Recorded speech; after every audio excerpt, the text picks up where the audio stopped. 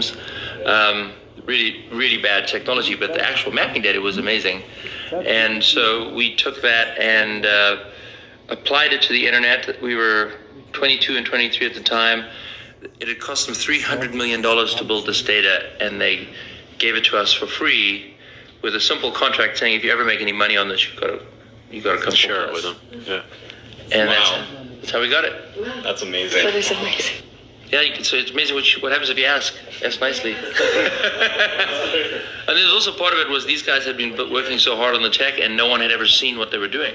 Yeah. Because it was not on the internet, and it was not being used for Hertz, and so it was just, they were excited that someone would use the data and people could see what they'd been working on.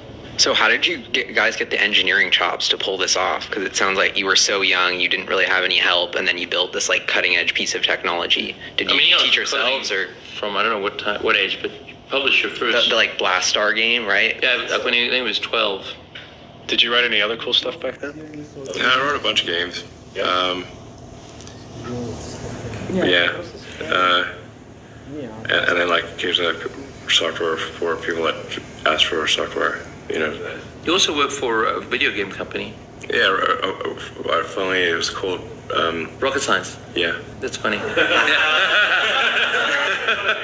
By the way, we took a SpaceX tour yesterday. It was insane. Thank you for that. That was amazing. Yeah, it was so good. It's like Batman's lair in there. That's right. It's really cool. It really is amazing. But it gives you perspective on what Tesla's doing, because the technology is so advanced, and there's interchange of information there. Like I know they used the Inconel fuse, right? Was from SpaceX when they couldn't get the power output, right? It kept burning up the fuse in the performance models. Mm-hmm. So yeah, it's awesome.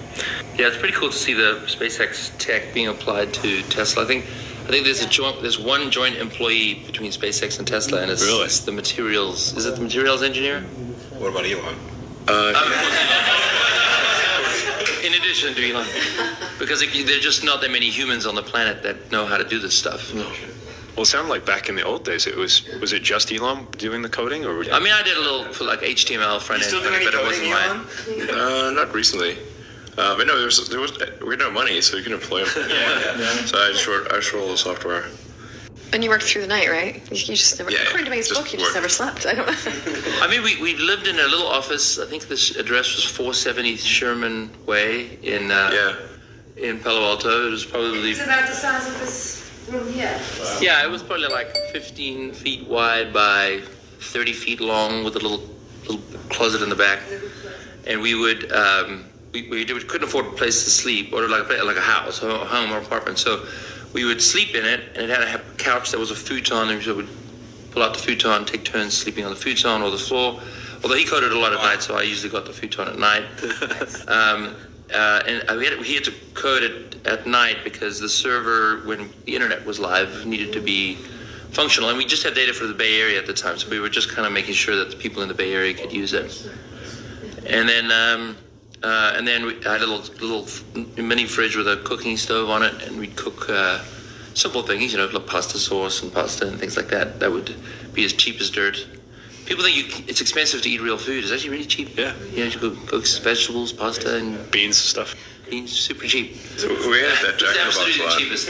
And then we would go eat at Jack in the Box, which I still kind of shiver a little. I haven't eaten there for probably 20 years or longer, maybe 22 years, and I can still probably recite the entire menu. Yeah, we cycled through the menu at Jack in the Box because it was like a few blocks away from. And it was open 24 hours.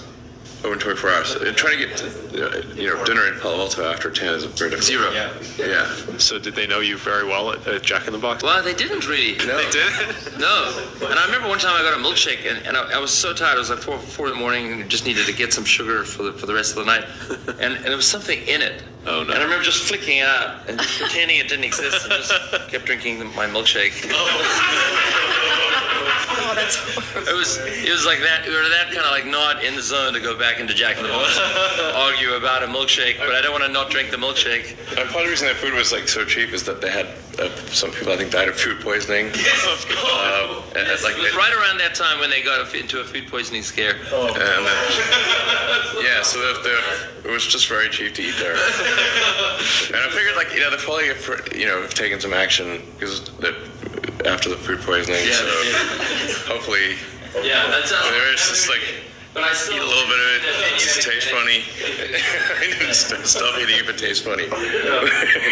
You run out of things to eat because after like the 17th chicken fajita pita, you're like, Chicken fajita pita. can't do it. The teriyaki bowl. Remember that teriyaki bowl?